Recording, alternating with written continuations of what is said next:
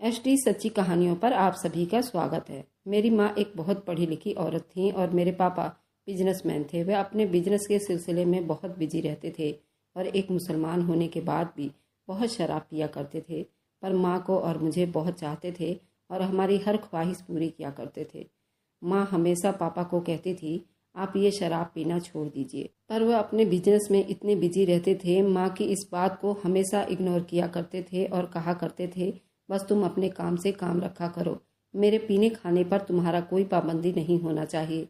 मेरी माँ की बातों को एक कान से सुनकर दूसरे कान से निकाल दिया करते थे और मैं भी बचपन से ही पापा को ऐसे देखते आ रही थी और मैं बिल्कुल अपने पापा के नक्शे कदम पर चल रही थी। माँ मुझे देखकर बहुत परेशान हो जाया करती थी और पापा को बातें सुनाया करती थी, कम से कम तुम अपनी जवान बेटी पर कंट्रोल करो, उसका कुछ तो ख्याल करो, जो चीज़ तुमसे मांगती है तुरंत उसको हाजिर कर देते हो। इसी तरह एक दिन मेरी मम्मी का इंतकाल हो गया। अब मेरे पापा रोज रात को एक कॉलगर लड़की को अपने साथ लाते थे और पापा शराब पीकर उस लड़की के साथ पूरी रात अय्याशी करते और मैं जब भी पापा घर पर ना होते तो पापा के कमरे में जाकर शराब पीने लग जाती थी। धीरे धीरे मुझे शराब की आदत हो गई थी। एक दिन पापा के दोस्त ने देखा तो मुझसे दोस्ती लगा ली और मेरा ऐसा हमदर्द बना, मैंने उसके साथ सारी हदें पार कर गई थी। एक दिन वो मेरे कमरे में था कि किसी ने कमरे की लाइट ऑन कर दी। मेरी तो जान निकल गई जब मेरे सामने। अब सुनिए मेरी पूरी कहानी। मेरा नाम तराना है। मैं बहुत ही अमीर बाप की बेटी हूँ। मेरे पापा मेरी हर ख्वाहिश पूरी किया करते थे। मेरी माँ हमेशा से मेरे पापा को समझाती थी कि लड़की को इतना सर ना चढ़ाओ, उसे कुछ सिखाओ कि तुम्हें अगर कुछ लेना है तो उसके लिए तुम्हें मेहनत करनी पड़ेगी। लेकिन मेरे पापा कहते थे, ये दौलत किस काम आएगी, हमने ये दौलत कब्र में नहीं लेकर जानी, ये सब कुछ हमारी बेटी क्या है और हम उसकी हर ख्वाहिश को पूरा करेंगे। मेरी मम्मी मेरे पापा को बार बार यही कहती थी, ये लड़की बिगड़ रही है, मगर मेरे पापा को मेरी कोई फिक्र ही नहीं थी। एक दिन मैंने अपने नाना के साथ भी बदतमीजी करती थी, उन्हें गालियाँ भी देती थी। मेरी माँ ने मुझे थप्पड़ लगा दिया और पापा से कहा, उसने मेरे बाप के साथ बदतमीजी की है, ये लड़की बहुत ज़्यादा ख़राब हो गई है। मेरे पापा ने कहा, अच्छा बस भी कर दो, क्या हो गया, उसने तुम्हारे बाप के साथ बदतमीजी की है, उनकी नातिन भी तो है और बच्ची भी है, तुम्हें ज़्यादा गुस्सा क्यों आ रहा है, शायद वे तुम्हारे बाप हैं इसलिए, तुम ही थोड़ा बर्दाश्त कर लो। मेरी माँ ने कहा, ये आपने कैसी बात कर दी है, बदतमीजी तो बदतमीजी होती है। मेरे पापा ने कहा, अपने तराना बेटी के खिलाफ कोई बात नहीं सुन सकता। मेरी मम्मी ने कहा, आप उसको बिगाड़ रहे हैं और एक दिन बहुत पछताओगे। लेकिन मेरे पापा इस बात पर कभी ध्यान नहीं देते थे, बल्कि मुझे और ज़्यादा आज़ादी दिया करते थे। मैं उनसे जो मांगती थी वो मुझे ला कर देते थे, जो भी कहती थी वो मुझे मिल जाता था। अभी बात मेरे मुंह में होती थी, चीज़ मेरे लिए हाजिर कर दी जाती थी। उनके पास पैसे बहुत थे, दिल खोल कर मुझ पर खर्च किया करते थे। मैं स्कूल में पढ़ती, स्कूल में भी मैं अपने पैसों की दबंगई लड़कियों पर खूब दिखाती थी। लड़कियों के साथ लड़ाई झगड़ा करना शुरू कर दिए थे, क्योंकि मुझे अपने बाप की दौलत पर बहुत गुमान था और दूसरी सब लड़कियां मेरी खूबसूरती की तारीफ किया करती थी। मुझे खुद पर और भी नाज होने लगा था। एक दिन मैंने अपने स्कूल की एक लड़की का सर पकड़कर दीवार में दे मारा था और उसका सर फट गया। उस लड़की की कोई गलती भी नहीं थी, बस उसने मुझे घूर कर देखा था। मुझे उस पर गुस्सा आ गया था। स्कूल वालों ने मुझे स्कूल से निकाल दिया था। तब मेरे पापा ने स्कूल वालों को बहुत बुरा भला कहा और मुझे एक और बड़े स्कूल में दाखिला करवा दिया। मैं पढ़ाई में दिलचस्पी नहीं लेती थी, इसलिए मैं हर साल फेल हो जाया करती थी। मेरे पापा रिश्वत देकर मेरे नंबर बढ़वा लेते थे और इसलिए कई डिग्रियां मेरे पास थी। मेरे पापा शराबी थे, घर में हर वक्त शराब होती थी। जब घर पर पापा ना होते तो मैं उनके कमरे में जाकर थोड़ी शराब पी लेती थी। फिर इसी तरह धीरे धीरे मुझे भी शराब पीने की लत लग गई थी। मेरे पापा को इस बात का बिल्कुल भी पता नहीं था, लेकिन मेरी माँ को इस हरकत का पता चल चुका था। मेरी माँ ने मुझे बहुत डांटा था, मगर मेरे पापा ने मुझे प्यार से समझाया कि शराब पीना तुम्हारे सेहत के लिए ठीक नहीं है। उन्होंने मुझे ऐसे समझाया जैसे मैं बहुत छोटी सी बच्ची हूँ, जबकि मैं जवानी में कदम रख चुकी थी। मेरी माँ को भी मेरे पापा ने खूब सुनाई थी। मेरी माँ फूट फूट कर रोना शुरू हो गई थी। उन्होंने कहा, मैंने तो कभी सोचा भी नहीं था कि मेरी बेटी एक हराम चीज़ को इस तरह पी जाएगी। उन्होंने मेरे पापा से लड़ना झगड़ना शुरू कर दिया कि आप घर में ऐसी चीज़ रखते हैं, औलाद तो फिर वही करेगी जो बाप को करता देखेगी। उसी किस्से के कुछ दिन के बाद मेरी मम्मी खुद गाड़ी चलाते हुए कहीं बाजार जा रही थी, मगर उनका एक्सीडेंट हो गया और वे अल्लाह को प्यारी हो गई। मेरे पापा ने उन्हें बहुत बचाने की कोशिश की, मगर मौत के आगे इंसान कुछ नहीं कर सकता। मेरा कोई और भाई बहन भी नहीं थे। इतने बड़े घर में तन्हाई मुझे सांप की तरह डस रही थी। मेरे पापा तो पूरा दिन काम में बिजी रहते थे और शाम को ही घर आते तो उनके साथ एक कॉलगर लड़की होती। वह लड़की बेढंगे कपड़े पहनी होती थी। मेरे पापा नशे में धुत होते। वह तो मुझे भूल ही गए थे। पढ़ाई में मेरा दिल नहीं लगता था, इसलिए अपनी तन्हाई दूर करने के लिए मैं अपने दोस्तों को घर बुलाया करती थी। हम घर में पार्टी करते थे और खूब हंगामा करते थे। मेरे पापा कहते थे कि मेरे पास पैसों की कोई कमी नहीं है, बस मेरी बेटी खुश रहे। उसके बाद अगर मैं कोई बहुत बड़ी फरमाइश कर देती तो वह भी जल्दी पूरी कर दी जाती थी। मैंने न जाने कितनी सारी चीज़ें जमा कर ली थी। मेरे पास लाखों रुपए के जूते, कपड़े, तरह तरह महंगे ब्रांड के बहुत सारे सामान पड़े हुए थे। ये सब चीज़ें मेरे दोस्त भी मुझसे मांग कर ले जाया करते थे और मैंने कभी उनसे ये चीज़ वापस नहीं मांगी थी। मेरे पापा अपने बिजनेस और अय्याशी में बिजी रहते थे। उन्होंने मेरे बैंक अकाउंट में इतने पैसे रखवा दिए कि अब मुझे उनसे पैसे मांगने की ज़रूरत भी नहीं होती थी। इस तरह मेरी एक लड़के से दोस्ती हो गई। उसने मुझसे मोहब्बत का इजहार कर दिया। मैं भी उसकी दीवानी हो गई। हम अकेले में मिलना जुलना शुरू कर दिए थे। जब मैंने उससे कहा कि अब हमें शादी कर लेना चाहिए, तब उसने मना कर दिया और कहा कि शादी तो वह अपने खानदान में ही करेगा। उसके बाद उसने मेरे साथ दोस्ती ख़त्म कर दी थी और मैं अपना सब कुछ गंवा चुकी थी। उस किस्से के बाद मैंने कई लड़कों से दोस्ती की और जब मेरा दिल भर जाता तो मैं उनसे बात ख़त्म कर देती थी। उसके बाद मेरी ज़िंदगी में कई लड़के आते जाते रहे, लेकिन इन सारी बातों का मेरे पापा को कुछ भी पता नहीं था। वे समझते थे कि मैं अपनी सहेलियों के साथ बिजी रहती हूँ, उनसे मुलाकात करने जाया करती हूँ। एक बार मेरी मुलाकात मेरे पापा के दोस्त से हो गई और वो मेरे पापा को मिलने आया था, मगर पापा घर पर नहीं थे। वह इतनी अच्छी बातें करता था कि पहली मुलाकात में ही हमारी दोस्ती हो गई थी और उसके बाद वह अक्सर हमारे घर आ जाया करता था। हम दोनों कमरे में बैठकर शराब पिया करते थे। हमारे घर में एक बूढ़ी औरत काम करती थी। उसको सारी बातों का पता था, लेकिन वह जुबान नहीं खोलती थी। मुझे समझाने की बहुत कोशिश करती तो मैं उसे सख्ती से डांट दिया करती थी। मेरी शराब पीने की आदत बढ़ती ही जा रही थी। मेरी ज़िंदगी तो मेरे हिसाब से बहुत अच्छी ही चल रही थी। मैं बहुत ज़्यादा खुश थी और उससे ज़्यादा अच्छा और क्या हो सकता था। लाखों रुपए के शॉपिंग करना, अपनी मर्जी के काम करना, अपनी पसंद के लोगों से दोस्ती करना, यही सब कुछ तो मैं चाहती थी। मुझे इस तरह ज़िंदगी गुजारते हुए 2 साल हो गए थे। मेरे पापा ने एक दिन मुझे गौर से देखा, हैरान रह गए। हम लोग साथ बैठकर चाय पी रहे थे। पापा ने मुझे सूरज की रोशनी में देखा तो वह कहने लगे कि ये तुम्हारे चेहरे पर निशान क्यों पड़ गए हैं? ये निशान तो ऐसे औरतों के चेहरे पर होते हैं जिन्होंने 4-5 बच्चे पैदा किए होते हैं। तुम अपना ख्याल रखती क्यों नहीं हो? तुम तो मुझसे पार्लर के जाने के लिए बहुत सारे पैसे लेती हो। मैंने कहा कि पता नहीं पापा, मुझे खुद नहीं पता मेरे साथ ये क्या हो रहा है, जबकि मुझे पता था कि मेरे साथ ये सब क्या हो रहा है। जब इंसान गलत काम करता है और गुनाह में पड़ जाता है तो उसके साथ ऐसे ही होता है। उसके बुरे अमल उसके चेहरे पर नजर आना शुरू हो जाते हैं और अक्सर औरतों में तो ये ज़्यादा ही नजर आने लग जाता है। मेरे पापा भी बड़े रंगीन शौक मिजाज आदमी थे। उन्होंने मुझे कोई जवाब नहीं दिया था, बस चुपचाप हो गए थे। इसका मतलब कि वे कुछ सोच रहे थे। मैं सर झुकाकर चाय पीने लगी थी। थोड़ी देर के बाद धूप से उठकर एक तरफ हो गई, लेकिन जो पापा ने देखा था वह देख चुके थे। कुछ दिन इसी तरह गुजर गए। एक दिन पापा शहर से बाहर गए हुए थे और पापा का वही दोस्त जिसके साथ मेरी दोस्ती थी, मैंने उसे घर बुलाया था। हम लोग कमरे में बैठे शराब पी रहे थे जब अचानक से कमरे का दरवाज़ा खुला और मेरे पापा मेरे कमरे में दाखिल हो गए थे। हम दोनों को उस हाल में देखकर उनका गुस्सा 7वें आसमान पर पहुंच गया था। पापा को देखकर मेरा दिमाग चकरा गया था। मैंने भी झूठ बोल दिया कि आपका दोस्त अभी अभी आए हैं, मगर बस वह सब कुछ जान गए थे। उन्होंने मुझे थप्पड़ मारा और पुलिस को बुलवाकर अपने दोस्त को पुलिस के हवाले कर दिया और उस पर केस कर दिया। उसने पापा के कंपनी से पूरे 50 लाख का घपला किया था। उन्होंने मेरा कमरा बाहर से लॉक कर दिया।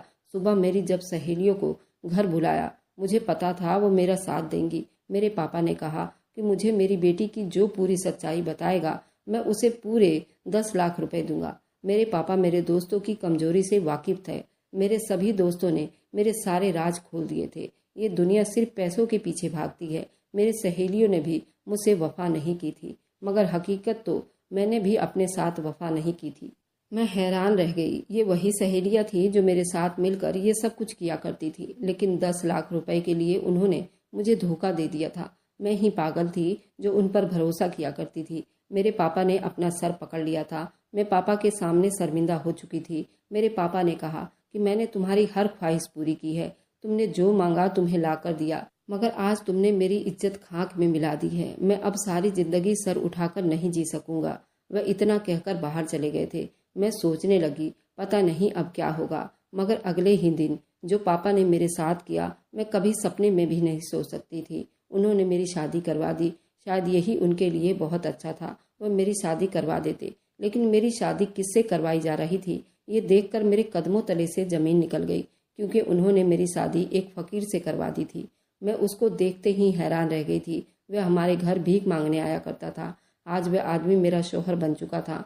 मैंने पापा को कहा, ये नहीं हो सकता पापा, आप मेरे साथ ऐसा नहीं कर सकते, आप मुझे इतनी बड़ी सजा नहीं दे सकते। मेरे पापा ने कहा, तुम इतनी बड़ी सजा की हकदार हो, तुमने सब कुछ मिट्टी में मिला दिया है। मगर मैं अपने पापा को ये बात कैसे समझाती कि मैं अपनी तन्हाई से तंग आ चुकी थी और उस तन्हाई को दूर करने के लिए मैंने ये कदम उठाया था। पापा ने मुझ पर खूब गुस्सा किया था। तुम्हारी माँ ठीक कहती थी। पापा ने मेरी ज़रूरत का सामान नौकरों से पैक करवाया और मुझे कुछ पैसे भी दिए, लेकिन इतने पैसे तो मैं 1 घंटे में ही ख़त्म कर दिया करती थी। उन्होंने कहा कि दोबारा अपनी शक्ल लेकर यहाँ मत आना। मैंने तुम्हें विदा कर दिया है और अब मैं तुम्हारे लिए मर गया हूँ। मुझे तो समझ नहीं आ रही थी कि मेरे साथ ये सब क्या हो गया था। ये भिखारी मुझे अपने घर ले आया, लेकिन उसका घर घर कहलाने के काबिल भी नहीं था। उसके घर में पहले ही दिन ना तो बैठने के लिए कोई चीज़ थी और सोने के लिए सिर्फ एक चारपाई, जिस पर वह खुद सो गया। मैं हैरान हुई। मैंने उसे लड़ना शुरू कर दिया। मैंने कहा कि मैं कहाँ जाऊँगी। उसने कहा कि पूरा घर पड़ा है, जहाँ मर्जी सो जाओ। मैंने सारी रात ज़मीन में बैठकर गुजार दी और वहीं पर बैठे बैठे मेरी आंख लग गई। मुझे लगा था कि मेरी इज्जत करेगा, मुझे पाकर उसको एहसास होगा उसे उसकी औकात से ज़्यादा अच्छी बीवी मिल गई है। लेकिन ये तो पागल मेरी भी कोई परवाह नहीं कर रहा था। उसका घर बहुत गंदा पड़ा हुआ था। मैंने उसे कहा, तुम्हारे घर में काम करने के लिए कोई नौकर आता है क्या? उसने कहा कि भिखारियों के घर में नौकर नहीं आते। शहजादी साहिबा, आपको अगर ये घर गंदा लग रहा है तो आपको उसे खुद साफ करना पड़ेगा। मैंने कहा, मैं घर साफ नहीं करूँगी, तुम्हें क्या लगता है मैं यहाँ पर तुम्हारा गंदा घर साफ करने के लिए आई हूँ? उसने कहा कि अगर साफ नहीं करना तो फिर इसी में चुपचाप बैठी रहो। मैं तो कई महीनों के बाद ही सफाई करता हूँ, जब मेरा दिल करेगा मैं तब कर लूँगा। मैंने कहा कि 1 हफ्ता पहले सफाई की होती तो ये घर गंदा नहीं होता। मुझे तो अजीब सी घुटन हो रही थी, बैठा भी नहीं जा रहा था। वह घर से चला गया। मैंने खुद ही मजबूर होकर घर साफ करना शुरू कर दिया, क्योंकि मैं गंदे घर में नहीं बैठ सकती थी। जाते वक्त उसने कहा था, मैं थोड़ा सा सालन और 2 रोटियां लेकर आऊँगा, लेकिन कल से मैं खाना लेकर नहीं आऊँगा। आपको घर में दाल रोटी पकानी पड़ेगी। मेरे पास इतने पैसे नहीं हैं मैं बाहर से खाना लेकर आऊँ। मैं तुम्हारे बाप की तरह अमीर आदमी नहीं हूँ। मैंने कहा कि तुम किस तरह मुझसे बात कर रहे हो? आज तक मुझसे किसी ने इस तरह बात नहीं की। उसने कहा कि आम लोग अपनी बीवियों से इसी तरह बात करते हैं। वह शाम को थोड़ा सा सालन और रोटियां लेकर आ गया। सालन से मुझे बदबू आ रही थी। मैंने कहा, मैं नहीं खाऊंगी। उसने कहा कि ना खाओ। उसने खुद ही सारा खत्म कर दिया। मुझे भूख की वजह से नींद नहीं आ रही थी। अगले ही दिन मैंने उसे किचन का सारा सामान मंगवाया और खुद ही घर में खाना बनाया। जब खाना बनाकर मैंने उसके सामने रखा, उसने जैसे ही निवाला लिया तो कहने लगा, ये खाना बनाया है तुमने? तुम्हारी माँ ने तुम्हें खाना बनाना नहीं सिखाया? मुझे उसकी बात पर गुस्सा आ गया था। मैं रोते हुए उठकर दूसरे कमरे में चली गई थी। हम दोनों में मियाँ बीवी वाला कोई रिश्ता भी नहीं था। मेरा दिल करता मैं उसके घर से भाग जाऊं, क्योंकि मेरा शौहर पूरा दिन किसी न किसी बात पर नुक्ताचीनी करता रहता था। मुझे घर का काम भी करवाता था और बात बार पर मेरी बेइज्जती करता था। मैं तो न जाने किस मुसीबत में फंस गई थी। मेरे बाप ने मुझे बहुत बड़ी सजा दी थी। मैं अपने बाप के घर भी नहीं जा सकती थी, क्योंकि उन्होंने मुझसे सारे रिश्ते नाते ख़त्म कर दिए थे। मैंने उससे कहा कि मेरे पास तो पहनने के लिए कपड़े नहीं हैं। उसने कहा कि मेरी मम्मी के कुछ पुराने कपड़े हैं, वही पहन लो। जब मैंने कपड़े देखा तो मैं हैरान होने लगी। ऐसे कपड़ों में तो मेरे जैसे 3-4 औरतें घुस जाती। मैंने कहा, मैं ये कपड़े नहीं पहनूंगी, उसमें से बदबू आ रही है। उसने कहा कि अगर तुम ये कपड़े नहीं पहनोगी तो तुम्हारे अपने कपड़ों में से बदबू आने लगेगी। बाकी तुम्हारी मर्जी है। वैसे भी बदबू बिल्कुल अच्छी नहीं लगती। इस घर में मेरा तो सांस लेना मुहाल हो जाएगा। मैंने कहा, ये बात वह इंसान कर रहा है जो खुद एक भिखारी है, जो गंदे से कपड़े पहन के लोगों के घरों में जाकर भीख मांगता है। मुझे भी गुस्सा आ गया था। उसने कहा कि हाँ, मैं भीख मांगता हूँ, लोगों के घरों में जाकर, लेकिन कोई गलत काम नहीं करता, तुम्हारी तरह झूठ नहीं बोलता, दौलत का नाजायज फायदा नहीं उठाता। उसने भी मुझे बढ़ चढ़कर जवाब दिया था। मैं तो हैरान थी कि उसके अंदर इतनी हिम्मत कहाँ से आ गई थी। ये मेरे साथ इस तरह पेश आ रहा था। उसने तो मुझ जैसी शहजादी को 2 टके का बनाकर रख दिया था।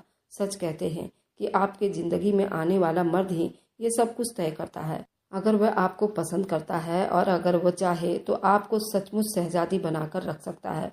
अगर वह ना चाहे तो आपकी हालत किसी नौकरानी से बढ़कर हो सकती है। इस घर में आए हुए मुझे 3 महीने बीत गए थे। ना मैंने ढंग के कोई चीज़ खाई थी और ना ही ढंग के कपड़े पहने थे। मुझे उसकी माँ के कपड़े ही पहनने पड़े थे क्योंकि मेरे पास कोई कपड़े नहीं थे। मैं घर भी साफ करती थी, खाना भी बनाती थी और कुछ बोलती तो मेरा शोहर मुझे उल्टे सीधे जवाब देता था। मेरी सारी अकड़ मिट्टी में मिल गई थी। मैंने दिल में अल्लाह ताला से माफ़ी मांगनी शुरू कर दी थी क्योंकि मुझे पता था मैंने गुनाह किया था, इसलिए मुझे सज़ा मिल रही थी। मेरी ज़िंदगी का दिन इतना भारी था कि मुझे बताया तक नहीं जा रहा था। मैंने रोना शुरू कर दिया था। मैंने सोचा कि अब मुझे इस भिखारी के साथ ही ज़िंदगी गुजारनी पड़ेगी क्योंकि उसने कहा था कि मैंने घर से बाहर कदम रखा तो वो मेरी टांगें तोड़कर रख देगा। मैं कमरे में सोई थी और वह दूसरे कमरे में सोता था। हर बात में उसकी मर्जी होती थी जो मुझे बहुत बुरी लगती थी। लेकिन अब मेरा सारा गुरूर टूट चुका था। आज मुझे अपने शोहर के कमरे में किसी औरत की आवाज़ आ रही थी। मैंने जैसे ही शोहर के कमरे में कदम रखा तो सामने का मंजर देखकर हैरान रह गई। मेरा शोहर 3 औरतों के साथ खूब हंसी टिटोली कर रहा था और खूब बिजी था। उनके साथ हंसी मजाक कर रहा था और वह उन औरतों से बिल्कुल चिपक कर बैठा हुआ था। मेरे कदमों तले से ज़मीन निकल गई थी। मैंने कहा कि तुमने मेरे साथ क्या कुछ नहीं किया और अब तुम मेरे साथ बेवफाई कर रहे हो। उसने कहा कि बेवफाई कैसी? तुम भी तो शादी से पहले ये सब कुछ कर चुकी हो। तुम तो अमानत में खयानत करके आई हो। अब तुम वैसे ही सब कुछ देखना पड़ेगा, तो तकलीफ क्यों हो रही है? आज मुझे सच में बहुत शर्मिंदगी हो रही थी। मैं बहुत बड़े बड़े गुनाह किए थे, मगर इन सब के पीछे मेरे बाप का कसूर था क्योंकि वह खुद शराब पीता था। वह भी इसी तरह की औरतों को घर लाया करता था। हर रात एक नई औरत होती थी। मैंने अपने शोहर के कदमों में जाकर बैठ गई। मैंने कहा कि खुदा के लिए ऐसी बातें ना करें, मेरा दिल फटा जा रहा है। कह दो कि ये सब कुछ झूठ है। कह दो कि तुम्हारा उन औरतों के साथ कोई ताल्लुक नहीं है, नहीं तो मैं पागल हो जाऊंगी। मैंने बुरी तरह से रोना शुरू कर दिया था। वे औरतें मुझ पर हंसने लगी थी। फिर मेरे शोहर ने मेरा मुंह थोड़ी से पकड़कर अपनी तरफ किया और कहा, ये सब कुछ झूठ है। मेरा उनके साथ कोई चक्कर नहीं है। मुझे ऐसा लगता है शायद वो मुझ पर तंज कर रहा है। मुझे लगा कि वो मुझसे चुपचाप चीट कर रहा है, पर मुझसे बहुत आराम से बोल रहा था। उसने औरतों को कहा, यहाँ से चले जाओ। उसने कहा कि मुझे ये सब कुछ करने के लिए तुम्हारे बाप ने कहा था ताकि तुम्हें जिंदगी की समझ आ जाए। मैं ये सब कुछ जानबूझकर कर रहा था। तुम्हारे बाप ने मुझे यही काम दिया था, लेकिन हमारा निकाह सच्चा था क्योंकि मुझे वो बगैर निकाह के तुम्हें मेरे साथ नहीं भेज सकते थे। और अब तुम्हें सब कुछ समझ आ गया होगा कि तुम मेरे साथ रहना चाहती हो या फिर वापस जाना चाहती हो। मैंने कहा कि मैं इज्जत की ज़िंदगी जीना चाहती हूँ क्योंकि मेरे दिल में यही था, मैं यही चाहती थी। वह भी हैरान रह गया। फिर शाम को वो मुझे मेरे पापा से मिलवाने ले गया, मगर मैं अपने पापा को देखकर मेरे कदमों तले से ज़मीन निकल गई थी। मेरे पापा ने दाढ़ी रख ली थी। उन्होंने मुझे गले से लगाया और कहा कि बेटी, मुझे माफ़ कर दो। अगर तुम गलत थी तो मेरी वजह से थी, क्योंकि मैं खुद ऐसा इंसान था। मेरी सारी ज़िंदगी शराब और बाजारू औरतों के पीछे भागता हुआ बीत गया। मैंने ये भी ना देखा ये सब करने से मेरे घर का माहौल ख़राब हो रहा है। मेरी बेटी भी मेरी जैसी हो गई। मगर मेरी बेटी, अब मैंने इन सब चीज़ों को तौबा कर ली है। मैंने अपने अल्लाह से रो रो कर माफ़ी मांग ली है और तुम भी अपने गुनाहों की अल्लाह से माफ़ी मांग लो।